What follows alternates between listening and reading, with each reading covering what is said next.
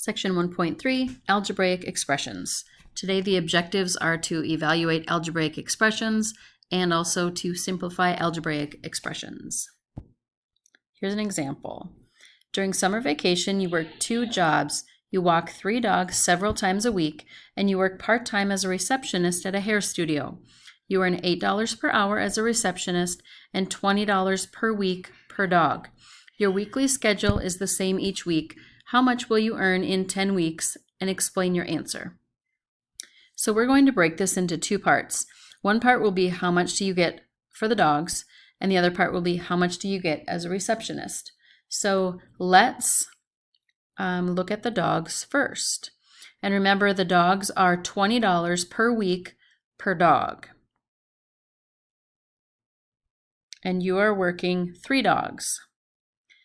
So we are walking the dogs on Monday. Oops, let me change colors.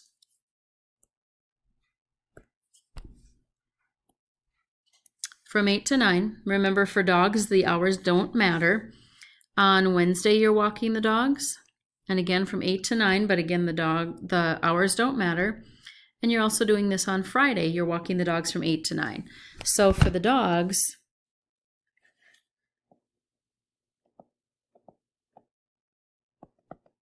you're walking them 3 days per week, and you are getting $20 per week per dog. So that would be $60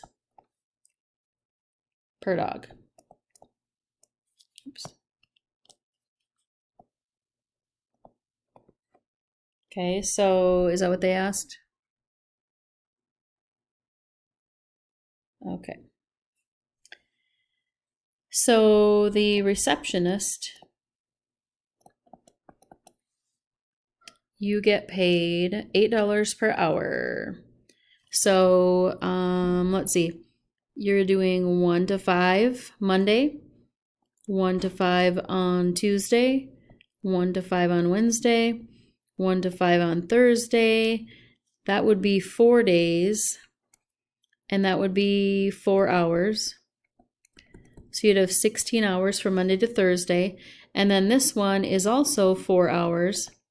It's just noon to 4 instead. So you're looking at 20 hours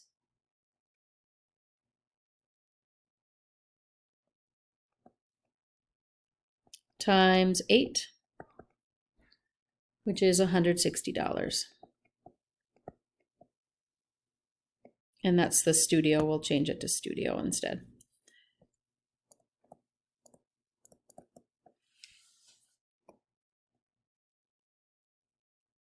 So the total here for the dogs, remember the dogs, it doesn't matter how many times you walk them a week, you get $20 per dog. So it doesn't matter that we walked Monday, Wednesday, and Friday. It's not per day, it's per dog per week.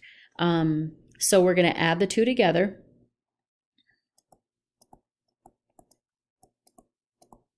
And we're going to do this for 10 weeks. So that would be 210 times 10.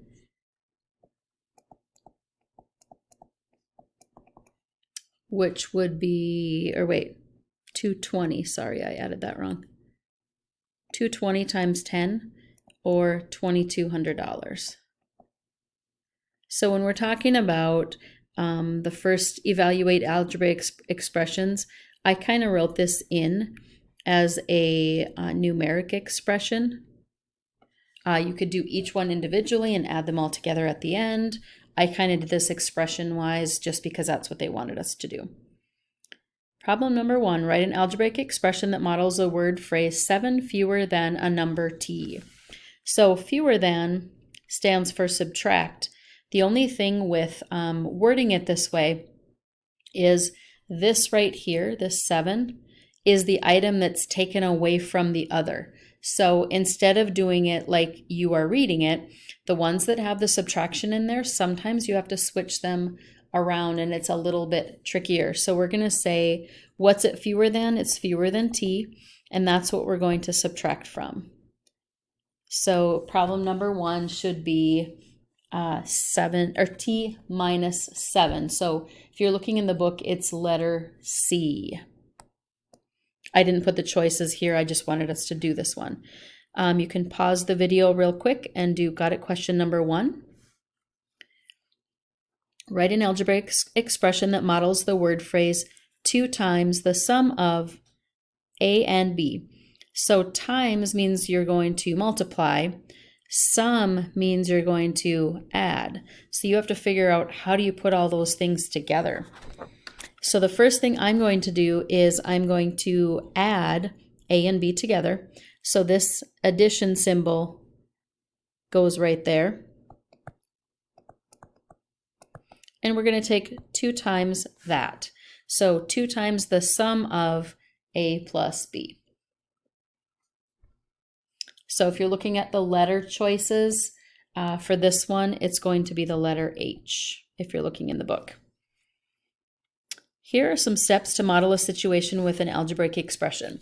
Number 1, identify the action that suggests operation. So identify plus is sum, minus is difference. There's a lot of different expressions they use in here as well. Multiplication is product. And then division would be quotient. So there's 4 of the key ones. There's, like I said, there's a lot of different ones that you guys learned back in Algebra 1 as well.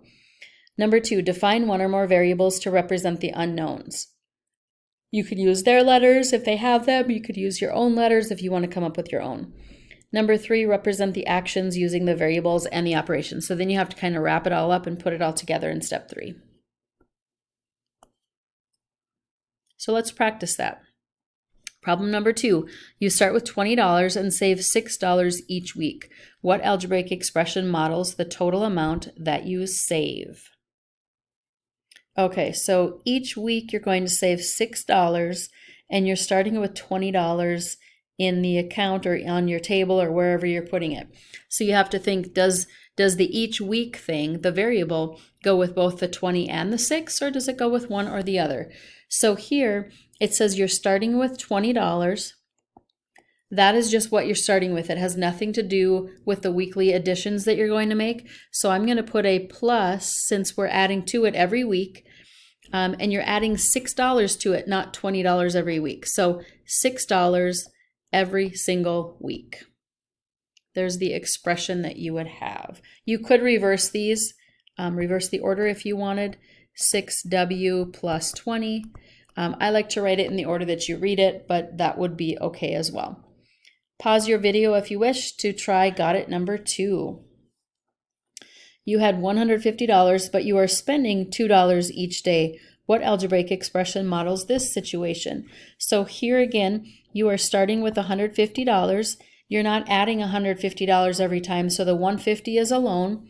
But when you're spending money, that means you're taking away from that $150 that you started with, and you're taking away $2 every day. So I'm going to use D for day. Let D equal number of days. I should go back up here and define this one. Let W equal the number of weeks.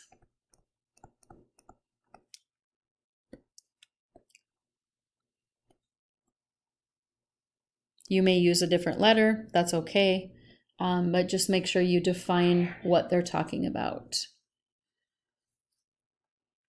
Problem number 3. What is the value of the expression for the, I missed a T there, for the given values of the variables? So here we have 7 times the quantity A plus 4 plus 3B minus 8. And the variables are A is -4, B is 5. So what we're going to do is substitute each one in, and we'll do the order of operations at that point. So 7 times -4 plus 4 plus 3 times 5 minus 8. So here in the parentheses we have 7 times 0 plus 15, because we're doing multiplication first. Actually, let's go like this. All I did was parentheses in this first step. Now we will do multiplication. So 0 plus 15 minus 8, and then we'll add or subtract left to right. And the answer is going to be 7. Some of you might remember PEMDAS, parentheses we did first. We didn't have any exponents. Then we did multiply. We didn't have any division. And then we add and subtract left to right. So if you want to use PEMDAS, if you used that earlier, go ahead and do that now. Here's part B, x over 2 plus y squared. X is going to be 1, so I'm substituting that in. And then y is going to be 1/2, and we're going to square that. So if we're looking at PEMDAS again, this time there is a parentheses and it is to an exponent, so we're going to kind of do those together. So we're going to have 1/2 plus 1/2 times 1/2. That's what that means, which is going to give you 1/2 plus 1/4, because now we're going to multiply those two, and then we're adding and subtracting left to right. So 1/2 plus 1/4 would be 3/4. If they start with fractions, please end with fractions. Don't go to decimals unless it asks you to. You can pause right now for got it number 3. What is the value of the expression that's listed? X is 6, y is -3. So again, we're going to substitute first.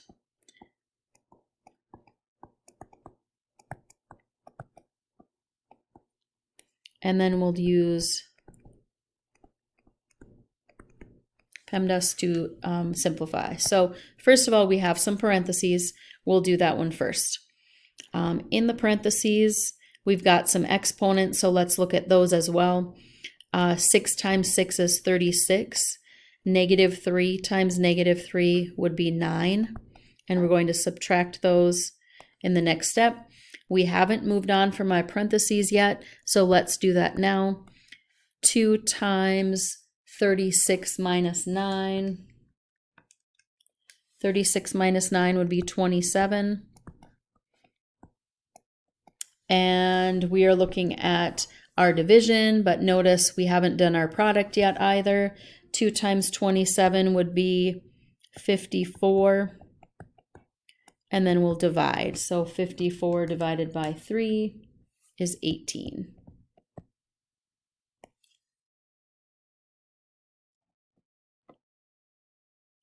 Certainly you could check these on your calculator. You'd have to type it in exactly how you see it.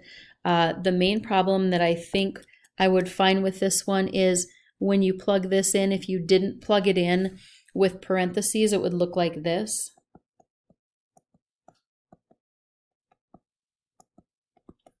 Many people would be tempted to change this right here to a plus, and you can't do that. So if you're plugging in something that's negative and you have an exponent, please put it in parentheses first.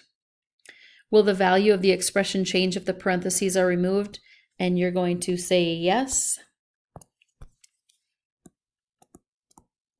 Oops, it changed colors partway through. Because again, it would look like this. 2 times 36 plus 9 divided by 3. The reason it would change to plus is because of that. 36 plus 9 would be 45. And then you'd be looking at 90 divided by 3 is 30. So notice how these do not match. So it does matter that you use parentheses here. Parentheses matter.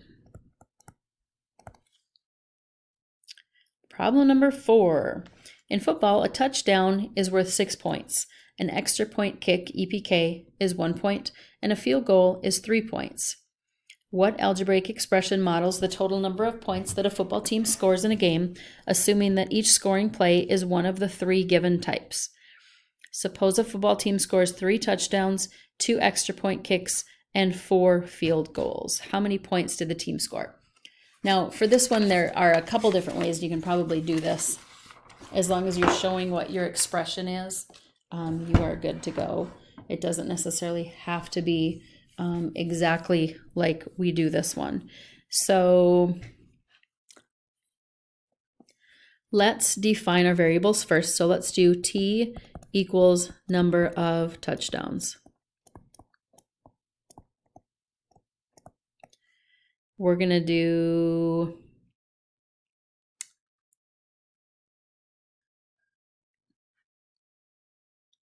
K for kicks.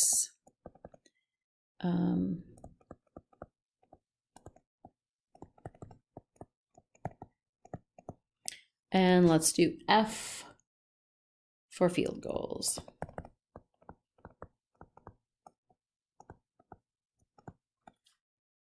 So let's write an expression first, and then we'll actually put how many points are in there in a minute.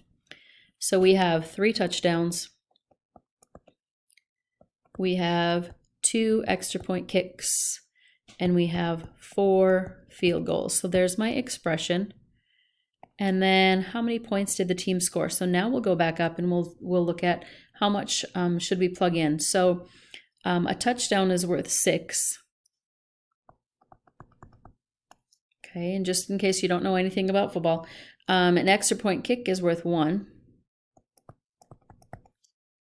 And a field goal worth 3. So we will substitute those numbers in.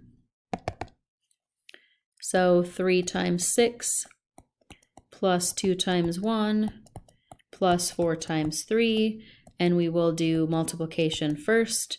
So 18 plus 2 plus 12, and we are looking at 32 points altogether. So if you're looking at them wanting you to write an expression, you have to make sure that you write it down first, and then also show your work when you're using your PEMDAS. Here's got it, question number 4, very, very similar to the previous one. In basketball, teams can score by making 2-point shots, 3-point shots, and 1-point free throws. What algebraic expression models the total number of points that they can score? Again, we're going to, add all points together. So let's go with, we'll do our own this time. So we have 2-point shots. We have 3-point shots. Let's go X, Y, Z. X equals 2-point. Y equals 3-point. Z equals free throw. So we are looking at X, 2X since they're worth 2, 3Y, they're worth 3, and free throws are worth 1. There's my expression. And now it tells us how many we did. So 10 2-pointers, so 2 times 10. 5 3-pointers, so 3 times 5. And 7 free throws, so 7 times 1. And you can put a 1 out here if you want to as well. So again, multiply first. 20 plus 15 plus 7, which is 42 points. So expression up here, answer down there. Now we go through some vocabulary once again. Term is the product of a number and one or more variables.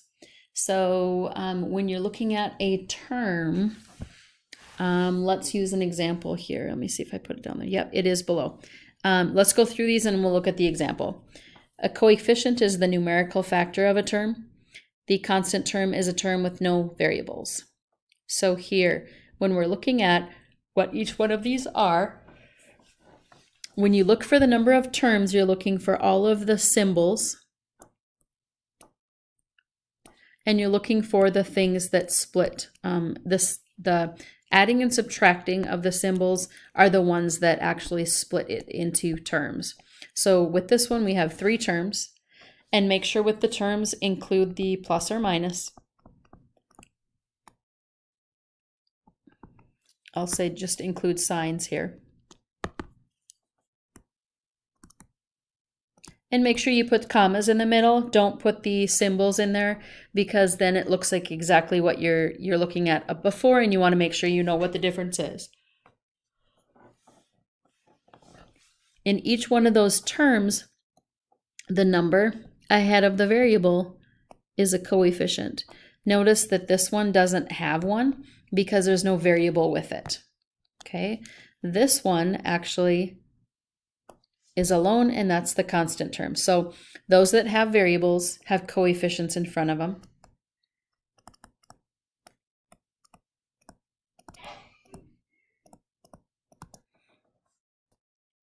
So coefficients have variables, constant terms, no variables.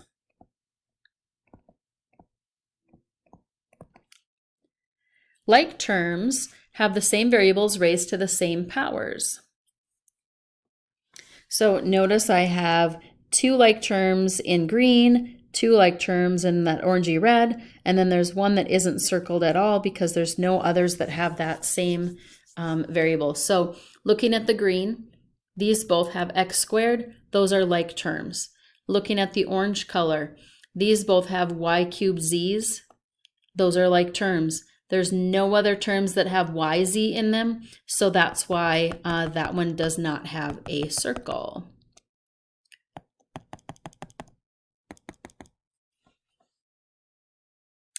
Here's some properties for simplifying algebraic expressions. The definition of subtraction is the same as adding its opposite. The definition of division is just multiplying by the reciprocal. You cannot have that denominator to be 0 because you can't divide by 0. Distributive property for subtraction is the same for addition. Whatever's on the outside, you multiply by both parts on the inside. The sign carries through. So a times b minus a times c. When you multiply by 0, you do get 0. When you multiply by -1, you do get an opposite sign. The opposite of a sum is like distributing the -1. This is like a -1 times a plus -1 times b. Same exact thing there. The only thing they do from here to here is just get rid of this parentheses. Opposite of a difference is the same. This is like -1 times a. This minus goes here, and -1 times b. Then they go through and they try to simplify a bit. -1 times a is -a. And when you look at these two, 2 of those form a positive there. So it looks exactly the same. And then what they do is they switch the order so that the b is first. You don't necessarily have to do that unless you want to. So these expressions are exactly the same. Opposite of a product is multiplying through, basically getting rid of the parentheses because you've already multiplied them. Put the negative in front. The negative can go with either one of them, but not both. Opposite of an opposite changes the sign. So here in problem number 5, we're going to combine all like terms together. So what we're looking at is we're looking at the variables only. So in order to have something to go with this 7x squared, we need to have the variable match x squared exactly. Notice that those two are the same. I'm going to group them together. 7x squared minus 4x squared.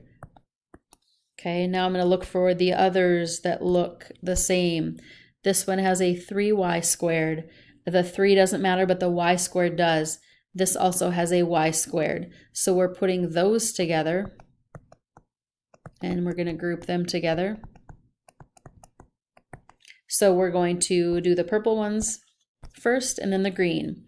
So 7x squareds minus 4x squareds, you're just subtracting the numbers. So you have 3x squareds left. And then we're also looking at 3y squared plus 2y squared. 3 plus 2 is 5. And that's it. You do not want to put these together any further because you can't. The x squared and the y squared do not match. So my answer would be 3x squared plus 5y squared. Usually they put them in alphabetical order. As long as you have them both, it's okay unless they tell you to do that otherwise. Let's do B as well. It looks like we have distributive property first. -1 times 3k plus -1 times m. I'm doing the second one as well.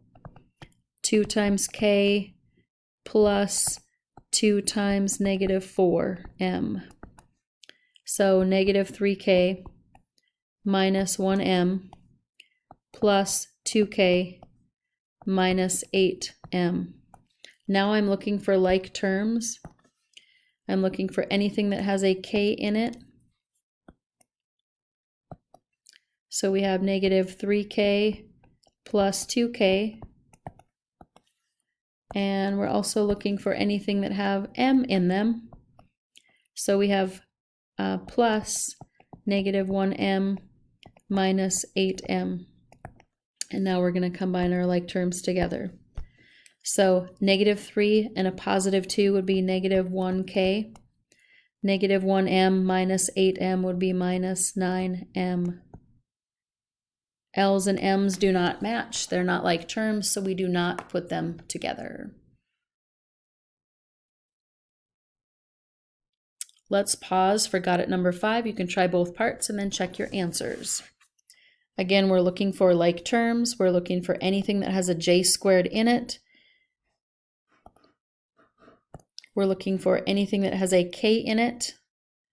We're looking for anything that has a j in it. Notice my colors. We have -4j squared plus j squared. Then we're adding a -7k and a 5j.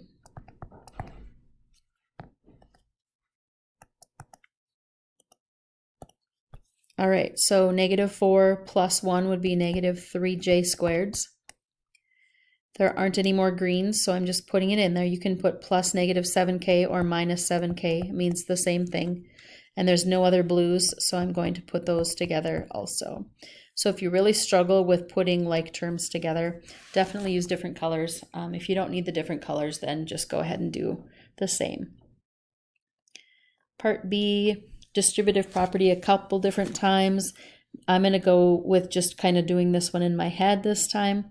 -1 times 8a would be -8a. -1 times 3b would be minus 3b. 10 times 2a would be positive 20a. And 10 times -5b would be -50b. So I did distributive property on both of those. Now I'm looking for like terms. I'm looking for anything that has an a in it, which there are 2. And I'm looking for anything that has a b in it, which there are also 2. So -8a and positive 20a will go together. And then I'm adding a -3b and a -50b together as well. -8 plus 20 will give you 12a. -3 and -50 will give you -53b. So please, please come with any questions that you have tomorrow. We'll do some more practice, and we'll also work on the assignment in class.